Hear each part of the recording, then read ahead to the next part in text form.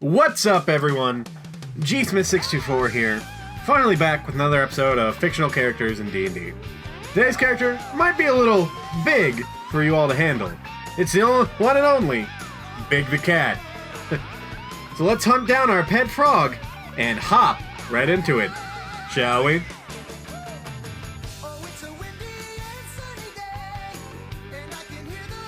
So as always with these builds, we talk about the difficulty of the RP and the difficulty of the build. Difficulty of the build is going to be a solid 4 out of 5. We're going to be multi-classing for a total of 3 classes due to everything we want to make big. Makes it a little harder to play due to you having to wait till almost near max level to be good at a lot of stuff. Not to say you're going to be bad at anything, but it's going to be a little challenging regardless. As for the difficulty of the RP though, he's a fairly simple cat. He's a laid-back man, and rather simple-minded. On top of this, he's very optimistic and cares deeply for his friends, so it's very easy to see why he's a 1 out of 5 in the difficulty of the RP. Other than that though, let's go ahead and hop into the goals of the build. We want to get Big's big body. Dude is strong enough to lift cars and boulders and get shot by Robotnik's energy beams no problem. Literally giggling sometimes when he's shot.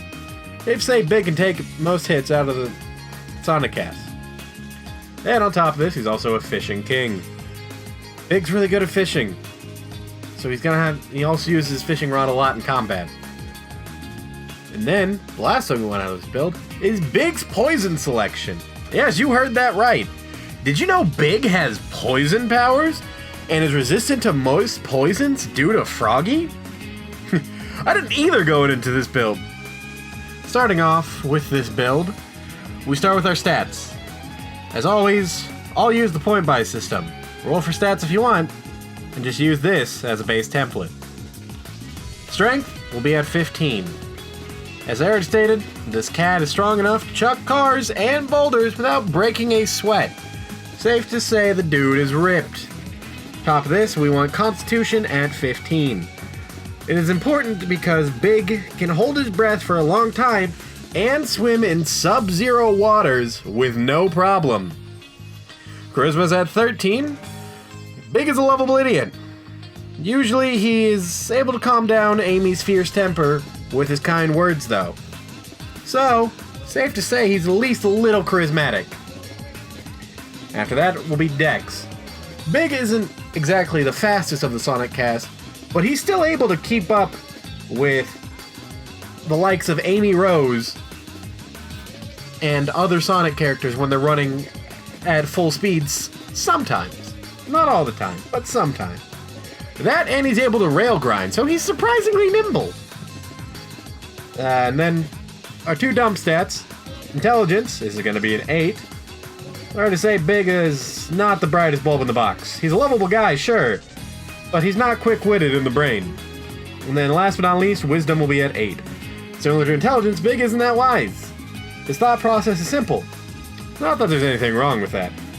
As for race and background, Big is a cat, so it's easy to see that he is a Tabaxi.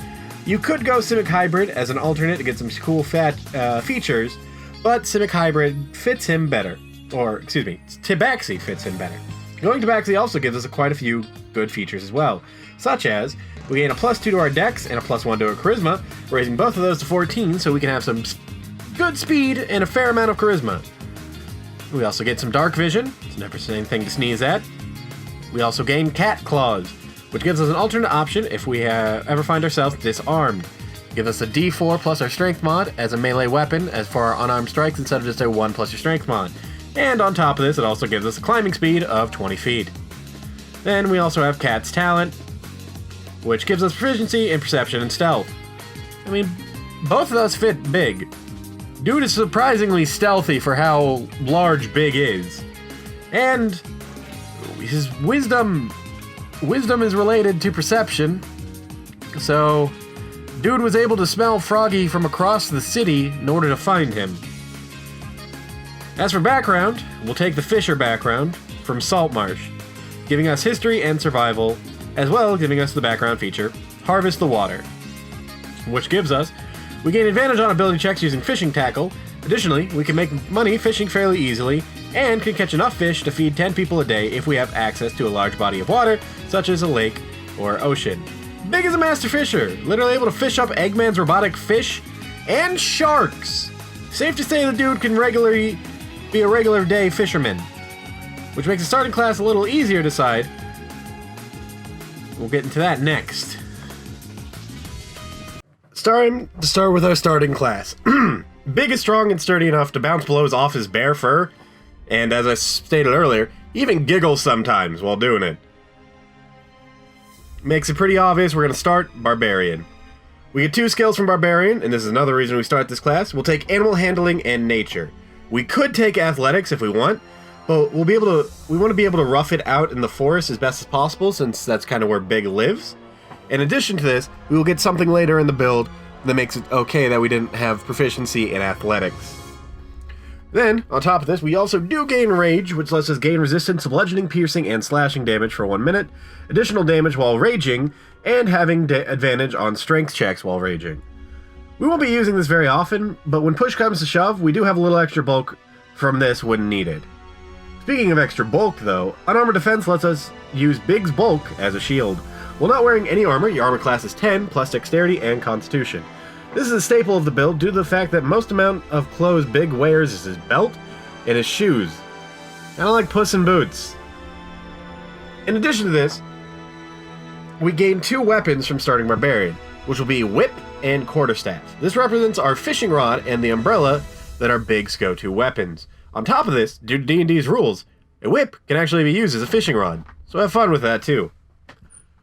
Next level comes, and we say goodbye to Barbarian and start taking Sorcerer.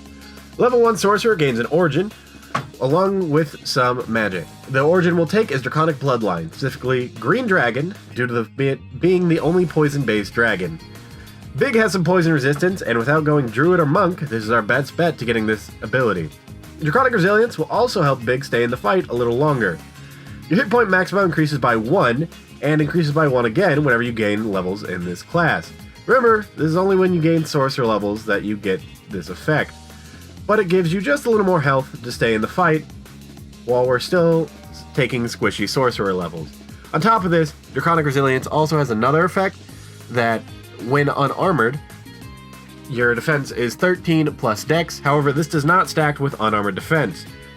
So you either can use that one or unarmored defense, whichever one is better for you. Personally, by the end of the build, unarmored defense will stay better, but hey, take your pick. Additionally, as level 1 Sorcerer though, we gain 4 cantrips and 2 first level spells.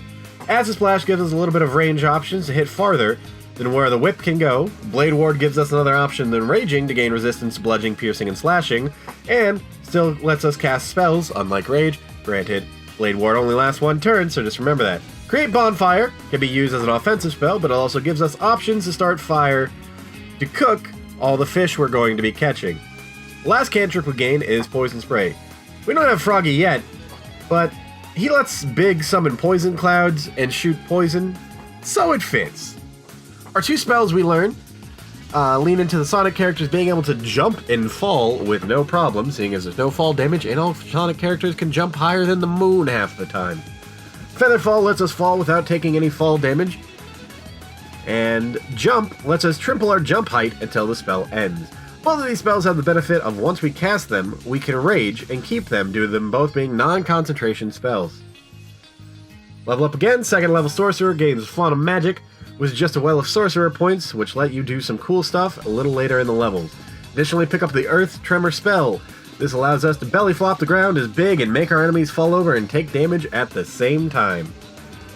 3rd level Sorcerer gains 2 levels, gains 2nd level spells and 2 meta magic options, which lets us use the sorcery points we have to weave our spells into new effects. Enhance ability allows us to buff either ours or one of our allies' core stats for an hour. However, this one is concentration, just keep that in mind. Then, gaining our meta magic, Quicken spell allows us to spend 2 sorcery points to make a spell a bonus action. This will free up our main action so we can keep attacking with our fishing rod instead. Then, we also get Careful spell. When you cast a spell that forces other creatures to make a saving throw, you can protect some of the creatures from the spell's full force. To do so, you spend 1 sorcery point and choose a number of those creatures up to your charisma modifier, +2. the chosen creatures automatically succeed on its saving throws against the spell. This helps us protect our friends from earth-shattering belly flops and Froggy's poisons. Speaking of Froggy, it's about time we found the little bastard. Getting another level in Sorcerer, we would gain an ASI normally, however we are going to take a feat. Magic Initiate allows us to gain 2 cantrips and 1 cast of a first level spell from one other class. We'll choose Wither and gain Find Familiar to let us summon out Froggy and have him with us for the rest of the journey. On top of this, we will gain 2 Wizard cantrips. However, since Intelligence is so bad, we'll just take a couple of utility cantrips instead. Mold Earth is not great, but we can dig a small hole or make some difficult terrain around us to keep us safe. And Shape Water is another simple cantrip that lets us play with water. It's fun, but doesn't really serve any real purpose otherwise. We also get another first level spell here. Ray of Sickness gives us more options to use Froggy's poisons on our enemies. Additionally, one other thing we gain is an additional cantrip in Sorcerer. We're going to take Thunderclap, because Thunderclap essentially is another way of us shattering the earth as with Big's belly flops. So gain that as well. 5th level Sorcerer, gain access to 3rd level spells, and we gain our only 3rd level spell. Protection from Energy gives us extra resistance to one damage type to help Big use his bulk a little better. When you cast Protection from Energy for 1 minute, it is a concentration spell, you gain resistance to acid, cold, lightning, thunder, or fire damage for that time. And you can give it to yourself or your allies. It's a little better for keeping the bulk in if we're not raging. So, it's a pretty decent one to have. And the fact that Big can bounce energy beams off his stomach, no problem. Yeah, Protection for Energy sounds pretty good. Then, we level up again, take our 6th and final level in Sorcerer. We gain Elemental Affinity, starting at 6th level when you cast a spell that deals damage to the associated type with your Draconic ancestry. You can add your Charisma modifier to 1 damage roll of that spell.